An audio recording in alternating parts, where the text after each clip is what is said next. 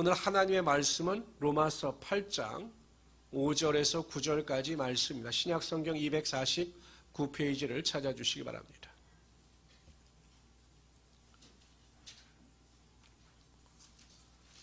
신약성경 249페이지 로마서 8장 5절에서 9절까지 한 절 더 읽읍시다. 4절부터 읽읍시다. 4절부터 9절까지 우리 한 절씩 교독합시다.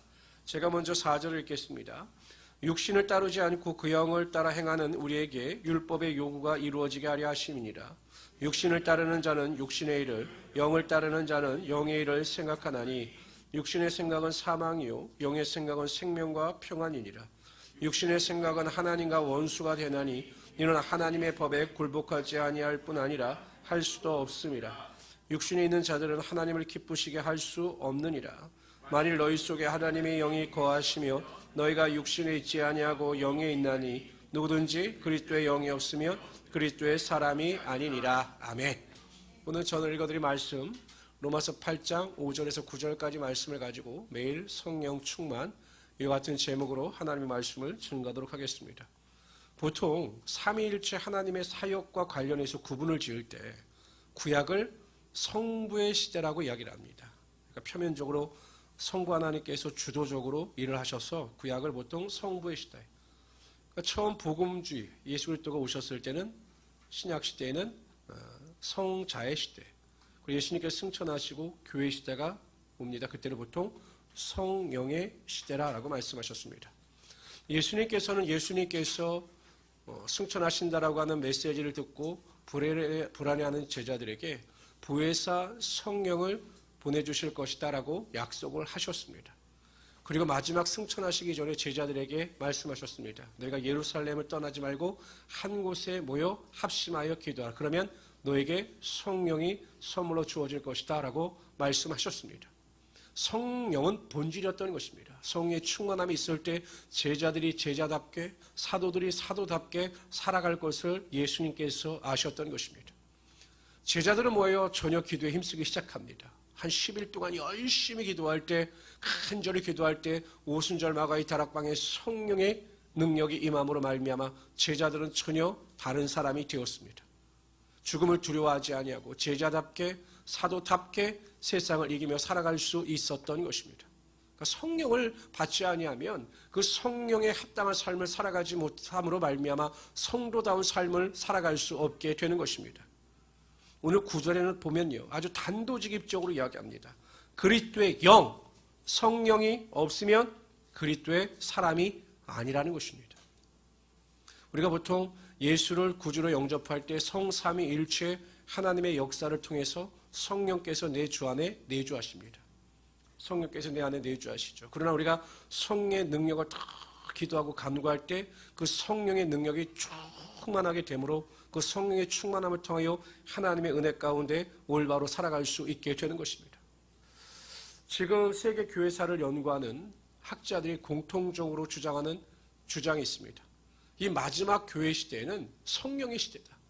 성령을 환영하고 모셔드리며 성령 충만과 성령의 능력을 인정하는 교회들은 부흥할 것이나 성령의 능력을 거부하는 교회들은 쇠퇴할 것이다 라고 주장하고 있습니다. 맞습니다. 성령이 살아 움직이는 성도가 모인 교회 가운데는 하나님께서 매일 임재하시며 하나님의 능력이 임하게 하심으로 성도다운 삶을 살아갈 수 있게 하여 주시는 것입니다. 그래서 우리는 매일 성령의 충만함을 사모해야 합니다. 매일 성령의 충만함 가운데 살아가야 합니다. 환경이나 사람의 지배받지 않는 성령의 충만함 가운데 성도다운 모습을 가지고 살아가야 한다는 것입니다. 중요한 게 있어요. 사람은요 항상 착각의 동물입니다. 사람은 항상 자기 자신에게 너무 관대합니다. 내가 성령 충만한지 아는지를 몰라요. 내가 잘 믿고 있는지 잘못 믿고 있는지를 몰라요. 모든 성도들은 내가 제대로 믿고 있다라고 착각합니다. 암에 걸리는 환자가 통증이 없다라고 해서 나는 암 환자가 아니다라고 주장하는 것과 마찬가지죠. 영혼이 병들어서 곧 쓰러질 지경에 이르렀는데도 나는 영적으로 전혀 문제가 없다라고 생각하는 성도들이 많다라는 것입니다. 성령 충만하지 못함을 느낄 때 성령의 충만함을 사모하게 되어 있는 것입니다. 그래서 저는 오늘 시간 내가 정말 성령 충만한지 성령 충만하지 아니한지 점검해 봄으로 매일 성령 충만한 삶을 살아갈 수 있는 우리 성도의 삶이 되기를 바랍니다. 첫째요, 성령 충만한 사람, 성령의 지배를 받는 사람들은 어찌하든지 하나님의 말씀에 순종하며 살아갑니다. 4절을 다시 한번 읽어봅시다. 4절 읽습니다. 시작. 육신을 따르지 않고 그 영을 따라 행하는 우리에게 율법의 요구가 이루어지게 하려 하심이니라. 그 앞절에서요, 사도 바울은 인간의 힘과 능력으로 하나님의 율법을 준수할 수 없다, 지킬 수 없다, 이렇게 단정적으로 말을 합니다. 왜냐하면 여러분 생각해 보십시오. 행위의 죄도 죄이지만 성경이 말씀하신 죄는 생각의 죄도 죄인 거예요. 사람을 죽이는 살인범 죄나 다른 사람을 미워하는 죄나 똑같은 살인죄로 하나님께서 판단하시는 거죠. 그래서 인간의 힘으로는 도저히 율법을 준수할 수가 없어요. 율법은 단지 우리의 죄가 무엇인가를 깨닫게 하는 도구다, 이렇게 이야기합니다. 사도 바울의 주장이 그랬거든요. 근데 사도 바울이 8장에서 뭐라고 이야기하냐면 성령의 법이 우리로 하여금 하나님의 율법의 요구를 이루게 하여 주신다는 것입니다. 하나님의 말씀에 순종할 수 있는 능력을 허락하여 주신다는 것입니다. 사도 바울이 1차 선교 여행을 마치고 소아시아에서 또 복음을 전가하기를 원했습니다. 그래서 무시아에서 비두디아로 가고자 할 때 성경에 보면 예수의 영이 그것을 막았다라고 이야기를 해요. 예수의 영, 성령이 하고자 하는 일을 막은 거예요. 그래서 여러분 사도 바울이 어쩔 수 없이 밀려 내려가다 드로아에 이르렀을 때 마게도냐 사람의 환상을 통하여 하나님께서 우리로 하여금 유럽에 들어가 복음을 전거하라고 하시는구나 라고 판단하여 빌립보성에 들어가 복음을 전거하기 시작하므로 유럽의 복음화가 이루어지게 된 것입니다. 근데 여러분 보세요. 예수의 영이 막았다, 성령이 막았다, 이것을 어떻게 알 수 있느냐? 사도 바울이 성령 충만했기 때문에 그래요. 성령 충만했기 때문에 내 속에 계시는 성령께서 마음에 감동을 주지 아니하시고 그 길을 막는다는 것을 알았던 것입니다. 그래서 하나님의 뜻을 분별하여 하나님의 뜻대로 순종하여 드로아에서 빌립보로 내려갈 수 있었던 것입니다. 성령 충만한 사람들은요, 하나님의 뜻이 무엇인지, 하나님의 말씀이 무엇인지를 분별하는 능력을 통해서 순종할 수 있게 되는 것입니다. 성령의 지배가 없기 때문에 육신의 소욕을 쫓아 생각하고 판단하고 결정하다가 낭패를 보는 것입니다. 하나님은 절대 실수하시는 분이 아니세요. 하나님은 절대 실패의 길로 인도하시는 하나님이 아니신 것입니다. 성령 충만하면 반드시 바른 길로 인도하십니다. 그 뜻을 분별하여 순종할 수가 있습니다. 그런데 문제는 무엇이냐? 우리가 성령의 충만함의 능력을 쫓아 하나님의 뜻을 분별하는 것이 아니라 육체의 욕심을 쫓아 판별하고 분별하기 때문에 잘못된 선택을 하고 마는 것입니다. 성도 여러분, 성령 충만하십시오. 그러면 하나님의 뜻을 분별할 수 있고 하나님의 말씀에 순종할 수 있는 능력이 우리 가운데 반드시 임하게 되는 것입니다. 그래서 매일 성령 충만함 가운데 살아갈 수 있는 우리 성도 되시기를 주님의 이름으로 축원합니다. 두 번째요, 성령 충만한 사람들은요, 항상 그 마음 가운데 평안이 있습니다. 환경이 어떠하든지 간에 그 마음속에 평안이 있어요.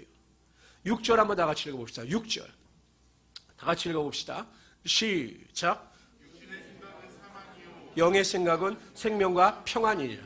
영의 생각은 영을 살리는 능력이 있고 영의 생각은 그 마음속에 평강이 있다는 것입니다. 인간은 천성적으로 항상 불안과 두려움에 쫓아 살아요. 일어나지 않는 일을 걱정하면서 살아갑니다. 물론 그렇지 않은 사람도 있죠. 제가 대학원 다닐 때는 이것도 자랑으로 생각하지 마십시오. 이렇게 적성 검사를 했는데 제가 없을 때 이제 교수님이 이제 제가 잠깐 자리를 비운 사이에 이렇게 발표를 하셨나 봐요. 안정감, 천하태평이라는 거예요. 천하태평. 지수가 교수님이 검사한 일에 저같이 높은 사람을 보지 못했다는 거예요. 그러니까 저는 아주 천하태평인 사람. 근데 안 그래요. 저도 걱정과 염려가 많은 사람입니다. 근데 예수 믿고 좀 변한 것 같아요. 근데 여러분, 성령 충만하게 되면 내 사방에서 적군이 둘러싸고 문제가 나를 눌러 휩싸인다 할지라도 하나님이 주시는 절대 평강의 능력이 있다라는 것입니다. 스데반 집사가 산헤드린 공회원들이 죽이려고 해요. 그냥 이 사람들은 마음이 결심한 거예요. 스데반을 죽여야 된다. 신성모독이다. 이 사람 죽여야 된다. 라고 결심했어요. 사람들이 자기를 죽이려고 그 살기 등등한 상황 가운데서도 사람들이 스데반의 얼굴을 보니 그 얼굴이 천사의 얼굴 같았습니다. 평안한 가운데 사람들이 자기를 죽이려 하는데도 두려워하는 마음이 없었던 것입니다. 그것이 어떻게 가능했느냐? 성경에 보면 스데반이 성령 충만했기 때문이다라고 밝히고 있습니다. 우리 안에 성령이 없으면 항상 불안합니다. 우리 안에 성령이 없으면 항상 두려워합니다. 우리 안에 성령이 없으면 항상 낙심하고 실망합니다. 원망과 불평이 떠나지 않습니다. 그래서 내가 불안하다, 두렵다, 걱정이 앞선다, 성령 충만하지 않은 거예요. 그럴 때 성령 충만을 위해서 하나님께 기도하고 성령의 능력을 간구하면 하나님께서 성령의 충만함을 통해서 불안이 떠나가게 하여 주시고 낙심이 떠나가게 하시고 실망이 떠나가게 하셔서 우리 마음 가운데 절대 평강의 능력이 반드시 임하게 하여 주시는 것입니다. 우리 성도들이 그런 것을 맛봤으면 좋겠어요. 조그만 문제 앞에 그냥 바람에 흔들리는 촛불처럼 흔들리는 것이 아니라 그냥 묵묵한 바위처럼 어떠한 환경이 나를 힘들게 하고 어렵게 한다 할지라도 성령의 능력을 통해서 절대 평안의 능력을 누릴 수 있는 하나님의 귀한 성도들이 되시기를 주님의 이름으로 축원합니다. 그러니까 내가 지금 불안하다, 두렵다, 낙심이 된다. 어떤 상태라고요? 성령 충만하지 않은 거예요. 그럴 때는 어떻게 합니까? 성령 충만을 위해서 매 기도하면 하나님께서 성령 충만함의 능력을 통해서 마음의 평안을 허락하여 주시는 것입니다. 세 번째로요. 성령 충만한 사람은 항상 믿음으로 살아갑니다.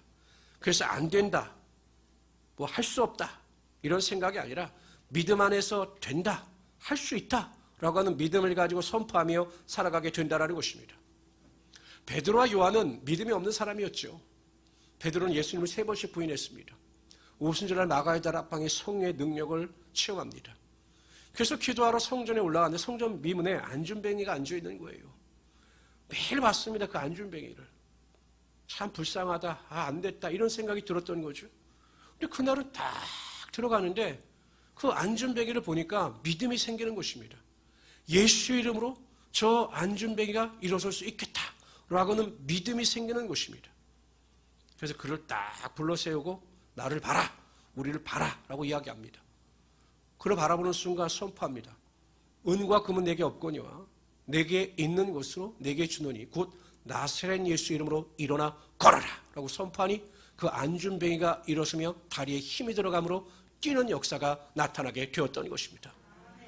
베드로와 요한이 믿음이 있으니까 선포하는 거예요. 내게 있는 것이 무엇이냐? 곧 나사렛 예수의 믿음이라는 것입니다.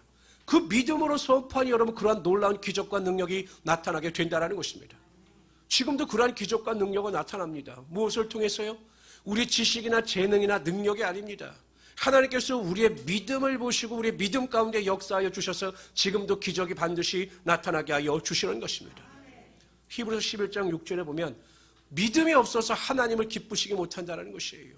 믿음이 없이는 하나님을 기쁘시게 못한다는 것입니다. 하나님을 기쁘시게 하는 것은 우리가 믿음으로 하나님을 감동시키면 되는 것입니다. 흔들리지 않는 믿음, 견고한 믿음, 말씀대로 될 것을 믿는 믿음을 가지고 살아가면 우리의 삶에 하나님의 능력이 반드시 나타나게 되어 있습니다. 그런데 그러한 믿음을 누가 주시느냐? 성령이 주시는 겁니다. 성령의 능력을 주시는 거예요. 성령의 능력이 주시기 때문에 우리가 항상 성령 충만을 사모해야 된다는 것입니다. 그래서 우리 성도님들은 환경이나 사람을 바라보지 마시고 항상 믿음을 가지고 하나님의 일하심을 믿음에 살아갈 수 있는 우리 성도들이 되시기를 주님의 이름으로 축원합니다. 저는 교회를 하면서 믿음이 있어요. 교회를 하면서 어떤 믿음이 있느냐? 교회는 사람이 세운 것이 아니라 하나님께서 세우셨고 교회는 예수 그리스도가 머리가 되시기 때문에 하나님의 뜻대로 예수님의 뜻대로 내가 바로 서고 성도가 바로 서면 교회는 절대 쇠하지 않는다라는 것입니다. 성도들은 가끔 저에게 이야기합니다. 목사님 누가 떠나가서 가슴이 아프겠어요? 물론 제가 잠을 못 자죠. 가슴이 너무 아프죠. 어떤 양인데. 그러나 제 마음속에 확신이 있어요. 이 교회는 제 게 아닙니다. 우리들 게 아니에요. 하나님의 것입니다. 하나님께서 예수 그리스도의 십자가 보혈의 은혜와 능력을 세우신 교회이기 때문에 하나님께서 우리 교회를 책임지시는 것입니다. 이 믿음이 없으면 목회 못하는 겁니다. 안 그렇겠어요? 조그만 어려움이 있으면 목회자가 흔들흔들대고 낙심하고 절망하면 교회가 되겠습니까? 근데 저는 확실히 믿어요. 왜냐하면 지금까지도 하나님께서 지키고 보호하여 주셨기 때문에 여러분 지금 우리 성도들 떠나간 거 생각하면 우리 성전에 한 사람도 못 남아 있습니다. 제가 계속 계산해 보니까 수백 명이 떠나갔어요. 왔다가. 그러나 하나님께서 우리 교회를 값주고 사셨기 때문에 책임지신다라고는 믿음이 있습니다. 물질이나 재정이나 모든 면에서 하나님께서 책임지신다라고 하는 믿음이 있어요. 그 믿음으로 하나님께서 교회를 세워가신다라고 믿습니다. 우리 성도님들도 항상 믿음으로 성령 충만하며 살아갈 수 있는 우리 성도 되시기를 주님의 이름으로 축원합니다. 네 번째, 성령 충만한 사람은 그의 삶에 성령의 열매가 나타납니다. 사회적으로 성공했지만 가정적으로 불우했던 한 청년이 있었습니다. 그래서 결혼을 했는데도, 가정을 이뤘는데도 아내하고 소통이 잘 되지 않는 거예요. 연애할 때는 서로 사랑한다고 생각했는데 아내는 남편이 자기의 사랑을 받아주지 못하고 또 다른 사람을 사랑하지 못하는 남편을 보면서 너무 가슴이 아팠어요. 아이가 태어났는데도 아버지로서의 사랑도 제대로 표현하지 못하는 겁니다. 왜 그럴까? 부모의 사랑을 경험하지 못하고 부모의 사랑을 제대로 받지 못했기 때문에 그래요. 부모의 불화로 인해서 제대로 사랑을 받지 못하니까 다른 사람의 사랑도 제대로 거둬들이지 못하는 것입니다. 그래서 이 자매가 포기하지 않고 믿음의 자매였기 때문에 계속 화목한 가정을 자랐기 때문에 계속 그 남편을 위해서 기도하고 또 남편을 사랑한다 계속 표현하면서 그 남편에게 자신의 사랑을 전했습니다. 그랬더니 그 진심이 하나님을 통해서 통했는지 이 남편도 사랑을 받아들이기 시작합니다. 사랑을 점점 받아들이기 시작하니까 이 사람이 조금씩 변해요. 다른 사람을 배려하고 회사에서도 다른 사람을 섬길 줄 아는 사람의 사랑의 사람으로 변화가 되기 시작합니다. 계속 사랑을 받으니까, 사랑을 받아들이니까 사랑이 없던 사람이 사랑의 사람으로 변화가 되더라는 것이죠. 마찬가지죠. 매일 성령 충만의 능력을 받게 되면, 성령 충만의 은혜를 받게 되면 우리 안에 자연스럽게 성령의 열매가 나타나게 되어 있는 것입니다. 사랑과 희락과 화평과 오래 참음과 자비와 양성과 충성과 온유와 절제의 성령의 열매가 반드시 나타나게 되어 있는 것입니다. 한번 눈을 감아 보십시오. 제가 읽어드릴 테니까 눈을 감으십시오. 그리고 한번 나에게는 몇 가지 성령의 열매가 있는 걸 한번 점검해 보십시오. 사랑, 희락, 화평, 자비, 오래 참음, 양성, 충성, 온유, 절제. 눈을 감으십시오. 이 모든 9가지의 열매가 있다고 생각하시는 분 손 들어보시길 바랍니다. 다 내리십시오. 우리 성도들은 다 손을 드셨습니다. 다 성령의 9가지 열매를 맺고 있다고 손을 드셨어요. 몇 개나 되세요? 저도 솔직히 많이 부족합니다. 그러나 우리가 매일 성령 충만한 가운데 살아가게 되면 어느 순간 우리 안에 성령의 열매가 반드시 나타나게 되는 것이고, 다른 사람들이 그 열매를 통해서 마음의 감동을 받고 믿음 안에서 변화되는 역사가 나타나게 될 것입니다. 성도 여러분, 저는 4일 동안 우리가 왜 매일 기도해야 하는가? 왜 우리가 매일 하나님의 말씀을 읽어야 하는가? 왜 우리가 매일 예배를 드려야 하는가? 왜 우리가 매일 성령 충만을 받아야 하는가에 대해서 말씀을 드렸습니다. 그 이유가 무엇일까요?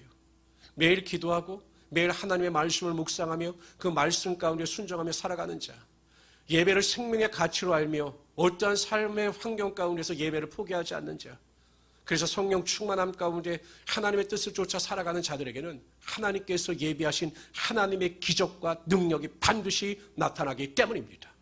그렇게 매일 살아가게 되면 우리의 삶에 하나님의 능력을 매일 경험하게 되어 있는 것입니다. 우리 모든 성도님들이 이런 믿음의 결단을 가지고 올 한 해 동안 우리의 삶 가운데서 무수히 하나님의 능력을 경험하시고 하나님의 사랑을 경험하심으로 좀 더 나은 2022년도 하나님의 영광을 드러내는 2020년도가 되시기를 주님의 이름으로 축원합니다.